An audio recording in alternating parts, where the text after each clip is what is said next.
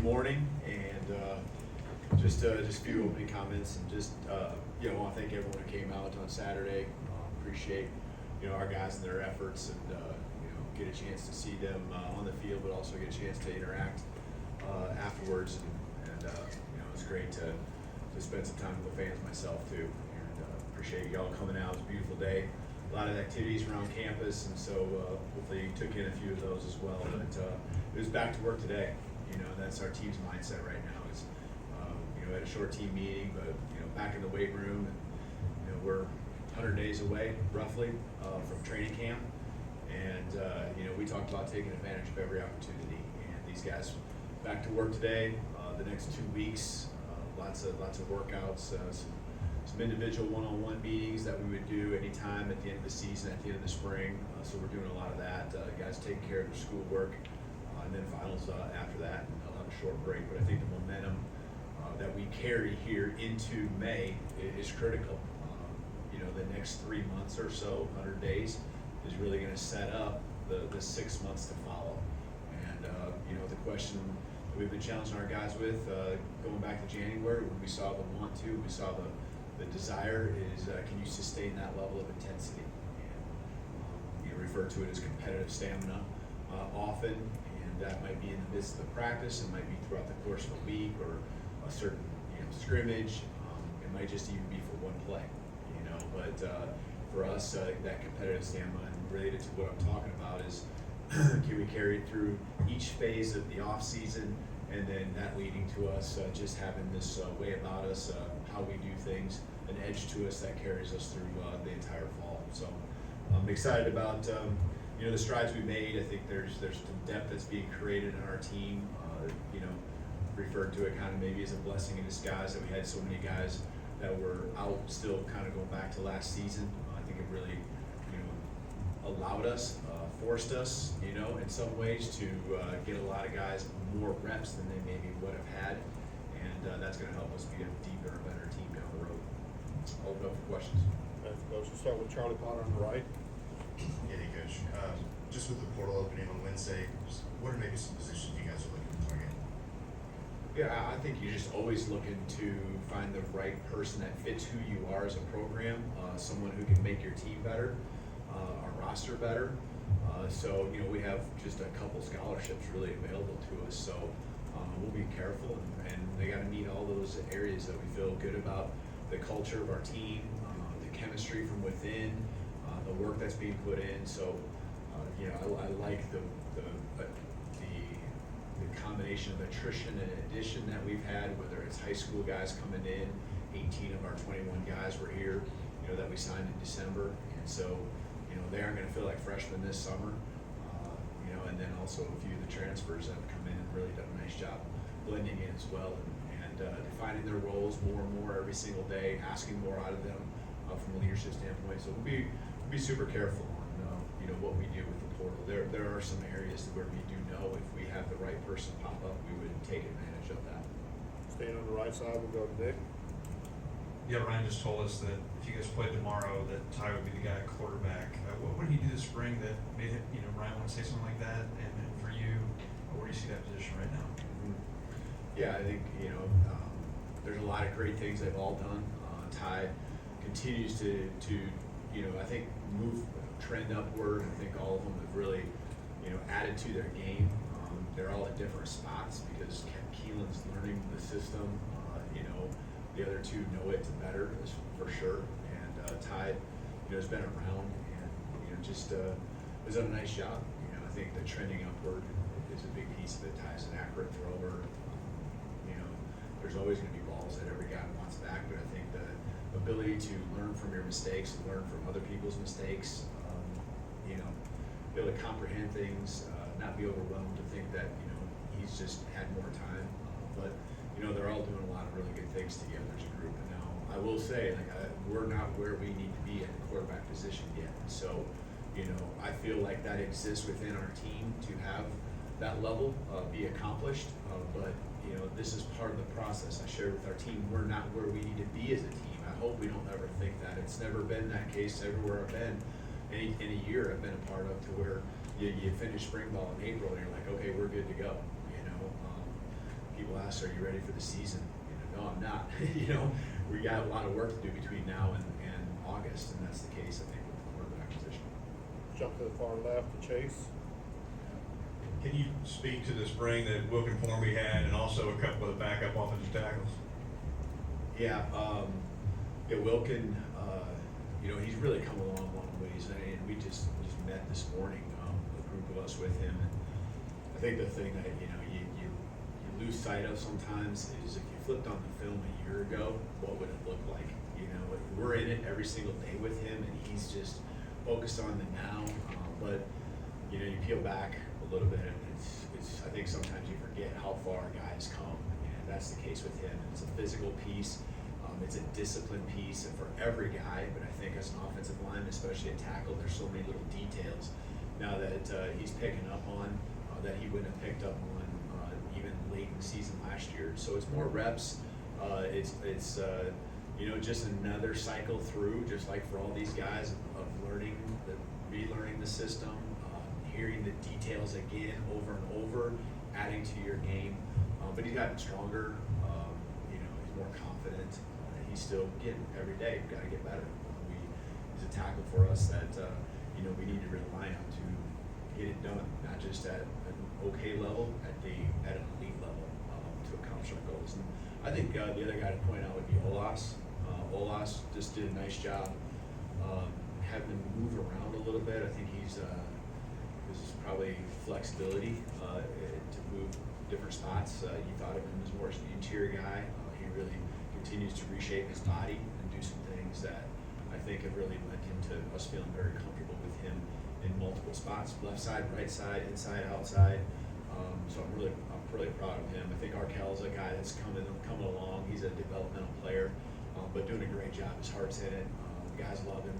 He works extremely hard. He's a blessing to have here for sure. The young guys, I think, getting thrown in the fire. Jackson Lloyd, Michael Carroll, they are going to be phenomenal football players, at tackle, and they have different strengths. They come from opposite ends of the country, obviously, but their exposure to different things, but they actually were really impressive, I think, and how far they've come. I'm excited about their future for sure. Go up the middle on the right to Alex. Feels like a little bit of a luxury in today's game to have three quarterbacks who you can all sort of envision being a potential starter. I'm curious, though, with the threat of the portal, how confident are you that you can keep that group together, and what would that mean? Yeah, I really hope that we can. When related to the portal in general, you never know, right? That possibility always exists, but I do feel good about our team and our roster as far as the general chemistry, guys feeling like they're continuing to be developed, that they continue to have a chance to compete and have an opportunity here. I feel like that's the case at the quarterback position too. And Austin's growth, again, going back to where he was at, not even just a year ago, but just middle of the season, seeing him continue to go this way. And, 3 isn't very many, but it's probably the number we're going to have to be at quarterback. That's what we're expecting here going into the fall. So had 4 last year. I think that's kind of a unique situation. I've had 3 many times in the last few years, and you're always on edge. And the rest of the team has heard stay away from the quarterback more than they've ever heard in their entire life this spring for sure. So a lot of questionable sacks that I did call the defensive line. Felt like they got wronged on and cheated on by me because I own the quarterback whistle, and they got to stay away, but yet they got to get close enough to get a sack and really play dead. But we stayed away from the quarterback, make sure those guys are all healthy and upright. Go to Tony on the front left. You talked about being comfortable with Olas's ability to play both positions, but in an ideal world, is him and Michael Carroll, do you like what they are at tackle, or would you rather move inside, and is tackle a position that maybe if the right guy arises, is that something you're looking for in the portal? Yeah, good question. I think that's a good question as far as just, I think, development of guys. And I can think, and we can sit here forever and talk about some scenarios that have been over the last 2 to 3 years where a guard has moved to tackle, and a tackle has moved to guard, and you thought you recruited a guy for this spot, and he became an NFL player and first round draft pick at a different one, So You know, Michael probably in particular, because we were obviously involved in his recruitment more so than Olas, but Michael, you know, probably was recruited more as a guard, you know, and he might become that someday, I don't know, but right now, he's got that position flex, that's really key for us, and he's got a mindset about him. You know, Jackson's probably gonna be a tackle, you know, just a peer tackle, and then Olas, you know, was a guard, obviously, so that's what you come in thinking when you see the depth chart that was here in place before us. You know, we'll just keep cross-training, dual training guys, and we do that across the board at a number of positions. We got receivers that can play inside, outside, we got safeties that can play corners that can play nickel, you know, all that kind of stuff, and that's I think gonna be important for our depth and, you know, readiness when different adversity hits us. Staying on that left side on the third row, let's go to Katie. Ryan Grubb just told us that Daniel Hill stood out as much as anyone this spring. Just kind of what did you see from him and that running back? Yeah, I was really excited to see Daniel. You know, he last fall, you know, and still even this spring a little bit hampered a little bit with just some tweaks and injuries and stuff. And you know, he'll end up being a really good one for us. We know that. And I felt like there was just enough that you did see last fall where he's got those just those instinctual things and running and cutting and things you expect out of a tailback, but just some subtle things that a 240, 245-pound guy doesn't do as easy as he does. And then even catching the ball in the backfield, just natural that way. You know, he had some runs when we were in live sessions where, you know, whether he was bouncing off of them, I think it was more of them bouncing off of him. That was really exciting to see. And he's really developing a mindset, trust and belief in himself, and that's carried on through the rest of the team. So he had a really good spring for sure. Colin from left. Hey, Kalen, you mentioned Keelan kind of continuing to learn this offense. And what's kind of like that next step this summer that you want to see him take to kind of ahead?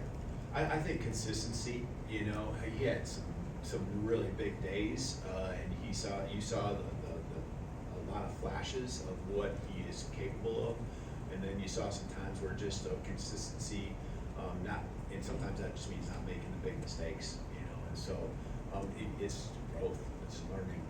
He's in it, his head's in it. He's the same guy every single day. That's what you love about him, and so you know, just consistency, and you know, he's going to be a guy that you can attack a defense, and I think all our quarterbacks have that ability with their arm to get after the opponent. So just consistent, I think, is the biggest thing for him, because consistency as a person, that is strong. You know, consistency is just the playmaking ability and the lack of mistakes, and you know, he's learning a lot of verbiage that's brand new for him. So even just spitting that out consistently is something he's grown a lot. And I sit and try to listen in the huddle and exactly not just what he's saying, but how they're saying it. That's all the quarterbacks, and they've really grown a long ways in their ability to kind of you know, demand the huddle when they're in it. Emily Grace in the middle left there. Coach, now that you're, excuse me, now that you're through spring and we're kind of touching on the transfer portal again, but what is you and your staff's approach as you navigate where college football is at over the course of the next month or so? Yeah, I think for us as coaches, it's still, the foundation is still the same, right? Coach these guys, you know, just continue to add to their value, add to what they can do, make them feel like they got a strong role in our team, that their development and growth continues to happen, and that we see that, and that we want to be a part of that.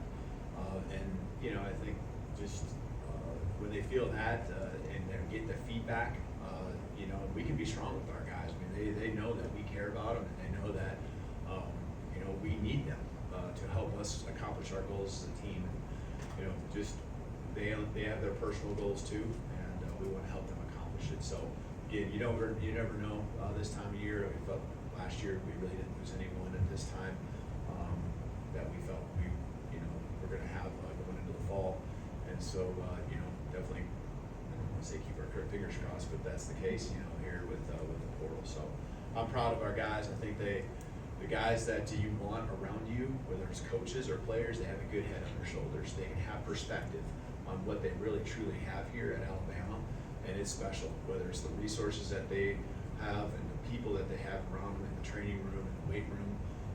coaching staff, I think, is elite as well.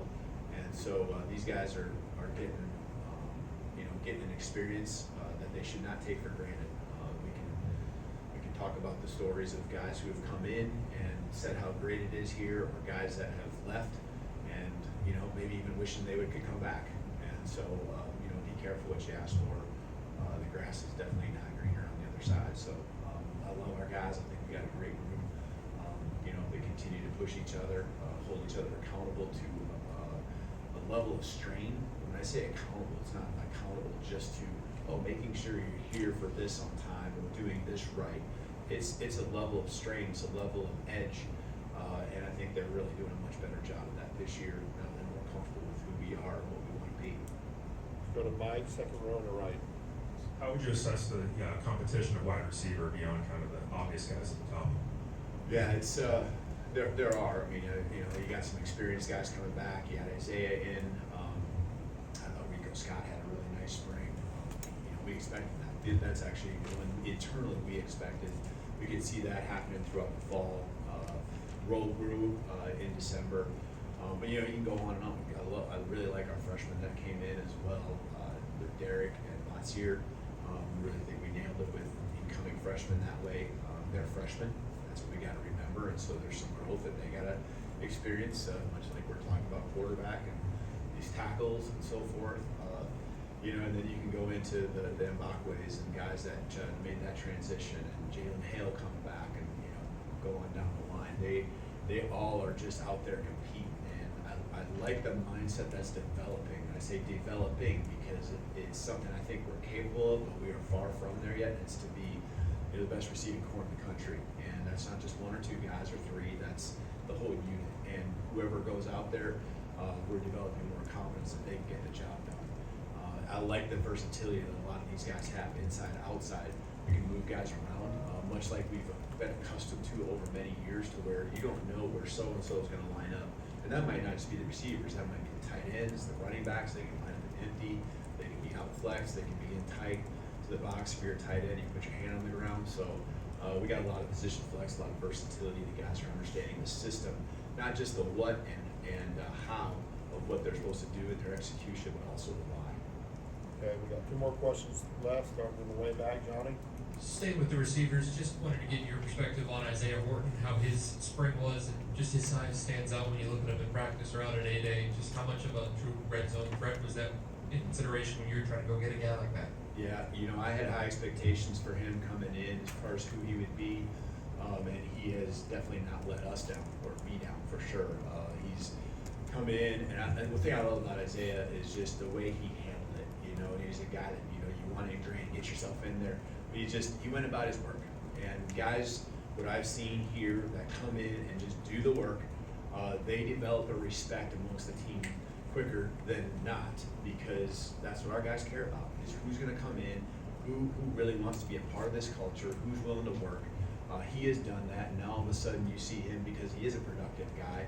He does have that ability, and it's well-rounded. It's not just a red zone thing. That presence about him is something that's, I think, something we recognize, his teammates recognize, and have really grown a high level of respect. So he's got that body type.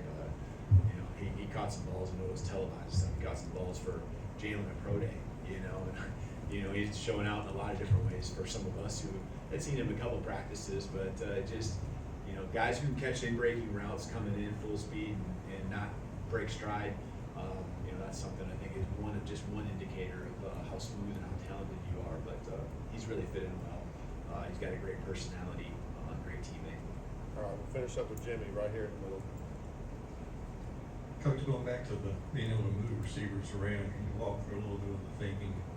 Ryan Williams being in the slot at times, and the benefits that's going to give the offense and the problems it will present for defense. Are you asking if we've been thinking about that? No, I mean I know you have. Oh, okay. We have. There's a lot of things you can do with Ryan. We never want to take away what he can do when he's out there isolated.